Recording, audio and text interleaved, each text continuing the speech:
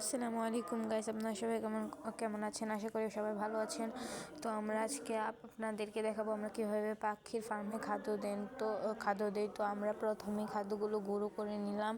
এখন পাখির বোর্ডিংয়ে খাদ্যগুলো দিয়ে দিচ্ছি। এই বোর্ডিংটাতে আমরা খাদ্যগুলো হালকা করে জমিয়ে দিয়েছি, কারণ পাখিগুলো 3 দিন হয়েছে, তো ওরা আসলে ফেলিয়ে দেয়। এখন আমি পানি দিয়ে দিলাম। পানির ফুল ভিডিওটা আমি আপনাদেরকে দেখাতে পারিনি, আপনারা দেখতে চাইলে আমি লং ভিডিওতে দেখাতে পারি। তো আমি বাচ্চাদের সাথে একটু খেলা করতেছিলাম, বাচ্চাগুলোকে হাতে নিয়ে দেখতেছিলাম ওরা কতটুকু হয়েছে।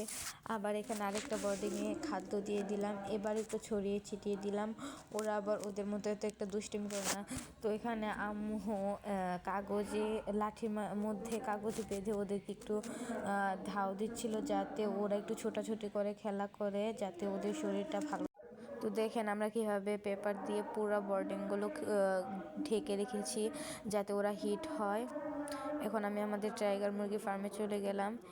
এই যে আমাদের মুরগিগুলো, এখন আমি ওদেরকে খাদ্য দিয়ে দিলাম আর পানি দিয়ে দিলাম। আমি ফুল ভিডিওটা দেখাতে পারিনি। এখন এই যে বাচ্চাগুলো দেখুন, মাশাআল্লাহ, আল্লাহর রহমতে একটু বড় হয়েছে। আপনারা সবাই দোয়া করবেন যেন আমাদের কোয়েল পাখি পাশাপাশি আমাদের টাইগার মুরগিগুলো ভালো থাকে। কোয়েল পাখি নেওয়ার পর থেকে না আমাদের টাইগার মুরগিগুলোর এত একটা যত্ন নেওয়া হয়নি, যার কারণে ওরা একটু অসুস্থ। আপনারা সবাই দোয়া করবেন আমাদের মুরগিগুলোর জন্য। টাটা অ্যান্ড টেক কেয়ার, খোদা হাফেজ।